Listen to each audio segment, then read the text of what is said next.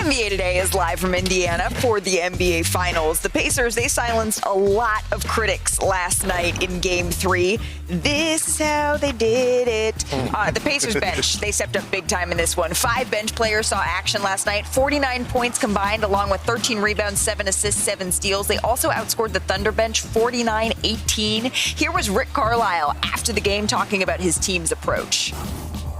This is the kind of team that we are. You know, we need everybody to be ready. It's not always going to be exactly the same guys that are stepping up with scoring and stuff like that, but you know, this is how we got to do it. It's their team recipe, and that includes needing some spice, which brings us to today's electric moment brought to you by Hyundai. Pascal Siakam lived up to the nickname legs. He definitely did. He came out aggressive, and this is what he needs to do. Win the matchups against the smaller guys are going to be guarding him. He was really good in the post, and he loves when he get into that one-on-one, get you on his back a little bit, and then go to that fadeaway with the 6'10". He seemed like he was going at SGA a little bit. Yes, and that's the matchup you definitely want to go at, and I think that impacts SGA on the other end of the floor. When you talk about a 48-minute game, a guy has to carry so much of a load. But that's Luke. I know that Dortcher Chamber wood. Able to escape the Dortcher chamber. He finished with 21 points, and the Pacers take this game. And look at this, taking advantage of frequent matchups against SGA, as we were talking about. He scored 14 of his 21 points in the paint here, as you can see. I spoke to Pascal just a couple of hours ago. Here's a first look at our exclusive conversation. Pascal, let's talk about Game 3. You guys are down by 5 going into the fourth quarter. This is after SGA's off the floor. They go on that 6-0 run. But there's something about the belief of this team that has just become a tenet, become a core value. When did you guys know that, oh yeah, this is an Indiana Pacers type of game? I think all year we've kind of been in those situations. And for us, like the way we play, we just continue to play. No matter what's happening out there, we just want to continue to push the pace. But I think at that point the game is do or die kind of thing. You know, you have to give everything, and for us it's 12 minutes to play, so let's play. Many people, they look back on that Golden State Warriors team those years, and they say it's one of the greatest dynasties in sports. And already people are saying, you know what, this Oklahoma City team, it might be one of the best regular season teams that we have ever seen.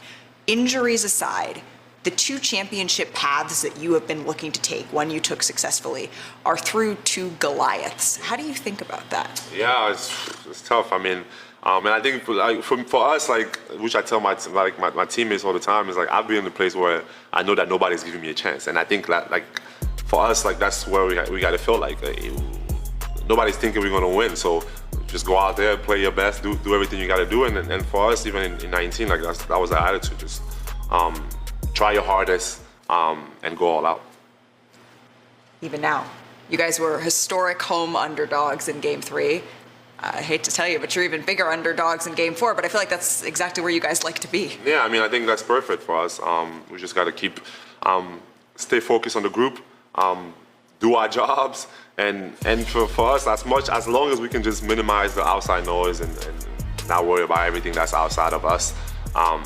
And it keeps us just focused, and our team, we have a lot of underdogs, and I think that's a good place to be. Pascal, your story, it's remarkable. Coming from Cameroon to the United States, not playing organized basketball until you were about 18 years old, New Mexico State, the G League, a champion, and now looking to become a 2-time champion. What would young Pascal Siakam say to you now?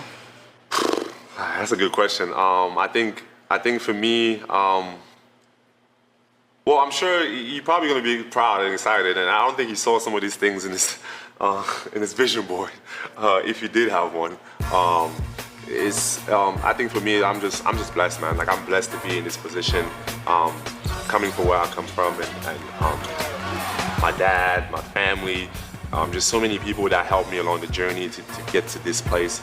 I'm just super blessed and kind of humbled about where I am now, and I'm still a long way to go, and I'm gonna keep fighting and keep working hard to accomplish as much as I can. But it's a great feeling to be in this position, and just looking back and knowing that little kid that was back in Cameroon, he never really envisioned none of this, and so yeah, it's a proud moment for me for sure. How often do you guys listen to the What the Hallie? What the Halliante? What the Halle Berry? I mean, we play like every home game. I mean, like that was a big hit. I mean, I'm sure. I don't know. It's Rob 449. I mean, whoever is the artist. I'm sure he's like, yeah, like this is the song of the moment, man. And I think credit to Halliburton, man. He made it. He made it cool at the end of the day. We're hitting all type of shots and doing all that stuff. So it's